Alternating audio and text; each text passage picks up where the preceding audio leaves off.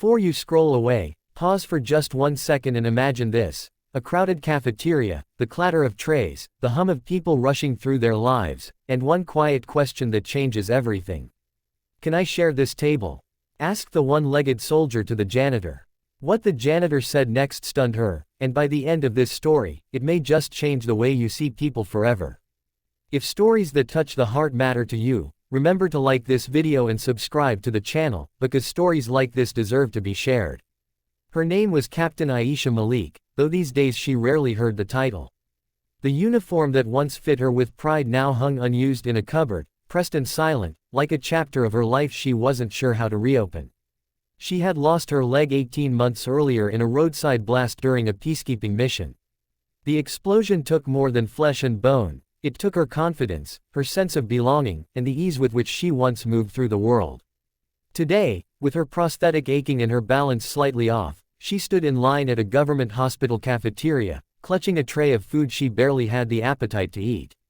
The room was full, every table crowded with doctors, interns, patients' families, and hospital staff. Laughter burst from one corner, arguments from another. She scanned the room, feeling suddenly very visible and completely invisible at the same time.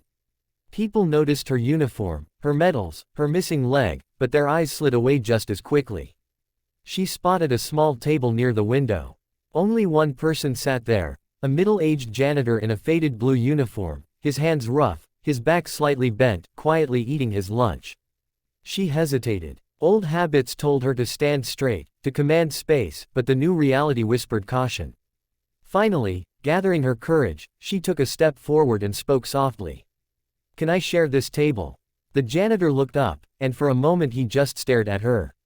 His eyes moved from her face to her prosthetic and back again.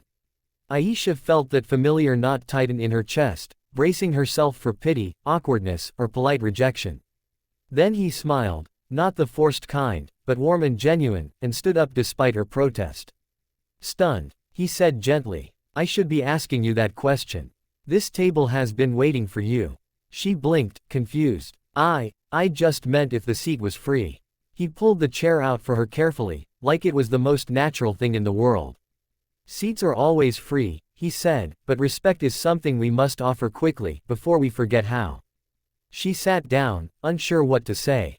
As they ate in silence for a few moments, the noise of the cafeteria faded into the background. Something about the way he spoke, calm and certain, settled her nerves. "My name is Imran," he said finally. "I clean this hospital every day. Floors, toilets, messes people don't like to think about."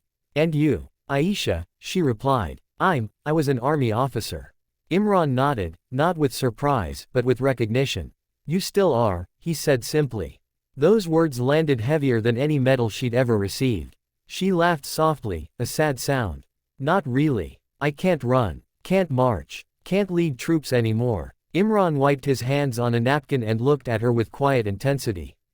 "Do you know why I work here?" he asked. "My son was treated in this hospital 10 years ago. We were poor, scared, and invisible. One nurse spoke kindly to us.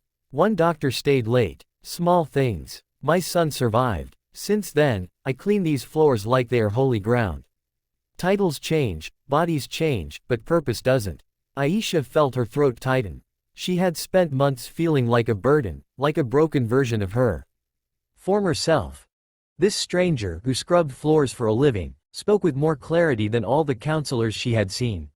Days passed, and she found herself returning to that table. Imran was always there at the same time, always ready with a story or a thoughtful silence. He told her about his late wife, about raising his daughter on a janitor's salary, about dignity in unnoticed work. She told him about her unit, the soldiers she missed, the guilt of surviving when others hadn't. One afternoon, she arrived frustrated, tears barely held back. She had been denied a position she applied for because of physical limitations. Imran listened without interrupting. When she finished, he said, "The world is very good at measuring what we lack, rarely what we carry."